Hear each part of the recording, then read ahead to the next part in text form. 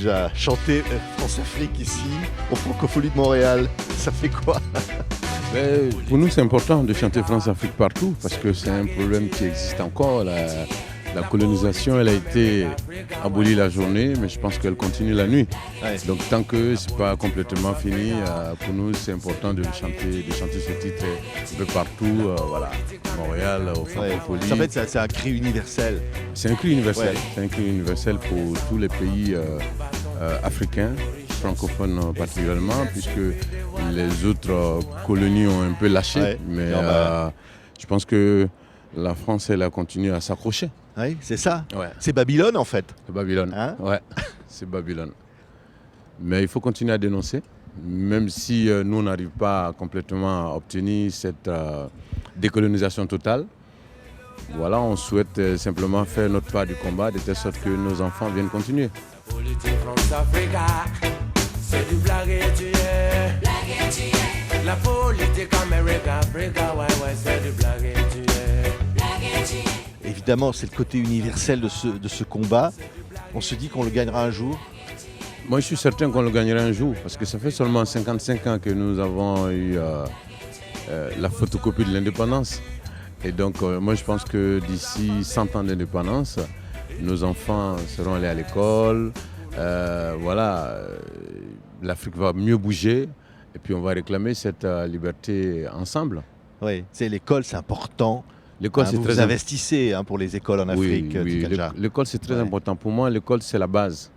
C'est l'école qui va réveiller l'Afrique et les Africains vont réclamer leurs droits. Et donc, c'est pourquoi j'ai créé une association qui s'appelle Un Conseil, une école. Nous avons déjà construit 5 écoles sur le continent. Donc, 2 en Côte d'Ivoire, un collège au Mali, une école primaire au Niger et une école primaire au Burkina Faso. Et la prochaine école va être ouverte en octobre en Guinée-Conakry. Et après, j'aimerais construire 2 écoles au Libéria et en Sierra Leone. Et mon grand rêve, c'est de pouvoir construire une école dans chaque pays africain. Ouais, c'est génial. Ça, c'est mon grand rêve pour montrer l'importance de l'éducation dans nos pays en voie de développement. Ouais. Là, on est place des Arts. Il y a la grande scène derrière. Tikenja en concert, avec la sueur, avec la musique. On peut brandir le poing et dire « je dis non ». Voilà. Je dis non. Et on s'adresse à qui, là? On s'adresse à toute forme d'injustice. Quand on dit non, sur scène ou ailleurs, on s'adresse à toute forme d'injustice, toute forme d'inégalité. Et que ce soit des injustices à Montréal ou à New York ou à Bamako. Pour nous, en tant que faiseurs de reggae, notre mission, c'est de combattre toute forme d'inégalité. Et c'est en ce combat que Bob Marley nous a initié et c'est ce combat qu'on entend continuer. Ça ne changera pas nos vies, mais je chante pour ne pas accepter. J'ai dit non. Je chante pour ne pas accepter. J'ai dit non en chanson. Le dernier album, c'est Racine, hommage au reggae, Bob Marley évidemment entre autres. C'est dire aussi Slavery Days, c'est le temps de l'esclavage. C'est pas un temps révolu ça encore, hein? Je dirais que ce n'est pas un temps révolu encore, puisqu'on voit qu'il y a beaucoup d'inégalités dans un pays comme les États-Unis, où quand même l'esclavage a marqué l'histoire, hein, parce que les esclaves ont beaucoup travaillé pour ce pays-là, gratuitement.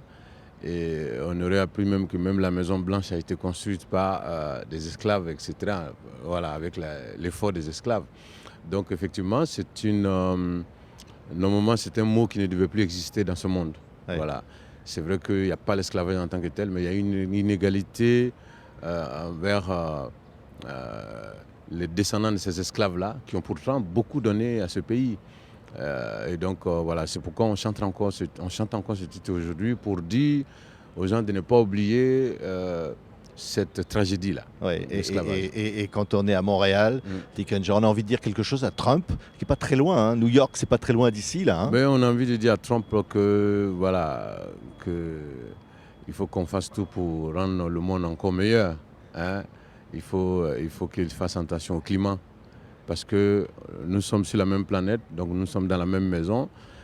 Donc si ça ne va pas ici à Montréal, par rapport au climat, il y a des chances qu'il ait des effets chez lui, etc. Ouais. Donc il faut qu'il fasse attention au climat, il faut qu'il Mais rejoigne... sinon, l'Afrique ne se laissera pas faire.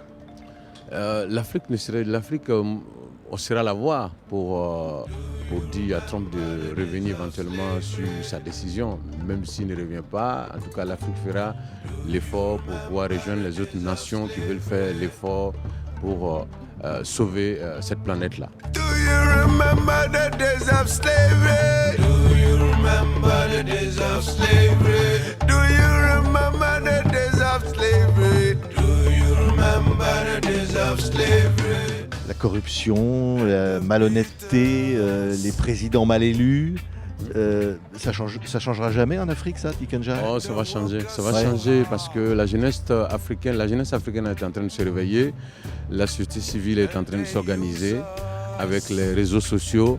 Et je pense que ça changera. Je pense qu'il y a un travail extraordinaire qui est en train d'être fait aujourd'hui par les jeunes.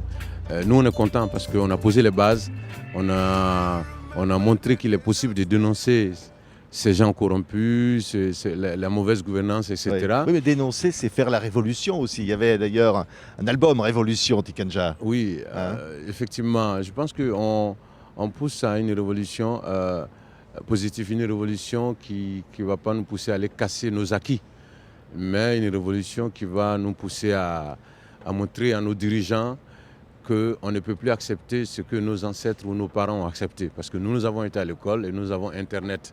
Et donc je pense que c'est une autre sorte de révolution. Et c'est cette révolution-là qu'on réclame aujourd'hui. Et je pense qu'elle est en marche, cette révolution, puisque les gens prennent la parole quand ils ont envie de prendre la parole. Et ce sont des possibilités qu'ils n'avaient pas avant. Et donc moi je pense que les choses avancent doucement et que dans quelques années, on finira avec ces présidents corrompus, la mauvaise gouvernance et la corruption. On pourra changer le monde, Tikenja Fakoly, avec la musique? Je pense que la musique, même si elle ne peut pas changer le monde un jour, elle peut contribuer à éveiller les consciences. C'est ensemble qu'on va changer le monde, mais je pense que les artistes, en tout cas, apporteront toujours leur contribution au changement du monde. Ouais, mais toi, tu lâcheras jamais, hein? Moi, je n'ai pas envie de lâcher, je ne lâcherai pas parce que voilà, je pense que le reggae, c'est une musique de combat. L'Afrique est en train de se réveiller et elle a besoin d'une musique comme le reggae pour